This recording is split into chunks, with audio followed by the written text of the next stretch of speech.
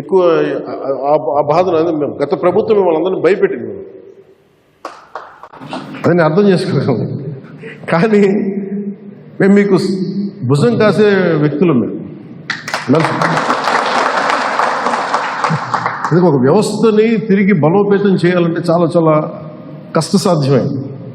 నాకు నిజంగా చెప్పాలంటే ఒకసారి నాకు ఇది నేను చాలా ఆనందంగా ఎంచుకున్న శాఖ. నేను ప్రభుత్వ ఉద్యోగ కొడుకుని, ఆ జీతాల మీద మేము పెరిగిన వాడిని. మా నాన్న జీతాలు రాకపోతే మమ్మల్ని స్కూల్ బయటికి పంపించి మళ్ళీ జీతాలు వచ్చిన తర్వాత మళ్ళీ స్కూల్లోకి ఎలా చేస్తున్నాయి అవి కూడా ఉన్నాయి నా సంఘటన.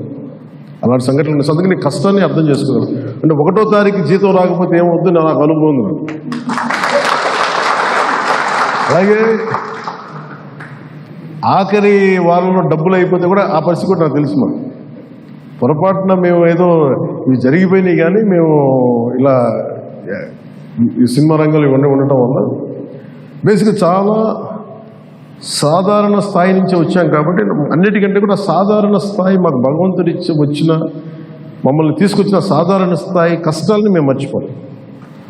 అందుకని ఈ రోజున రోడ్ల మీద బయటికి వెళ్ళి ఎందుకు ఆగి ఎందుకు మాట్లాడుతానంటే ఆ కష్టం ఎలా ఉంటుందో నాకు తెలుసు.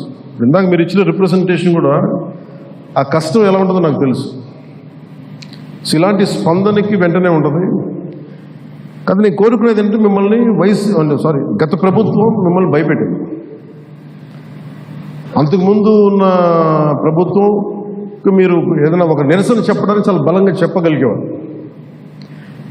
కానీ ఇప్పుడున్న కూటమి ప్రభుత్వం మీకు అండగా నిలబడుతుంది. ఫస్ట్ ముందస్తుగా మేము మీతో గొడవ పెట్టుకోవడానికి లేదు ఫస్ట్. ఎందుకంటే బ్యాడ్ బ్లడ్ ఉండకూడదని ఫస్ట్ ఫోన్ చేశాను మీకు. అరే వస్తే నువ్వు కలవలేదండి, నువ్వు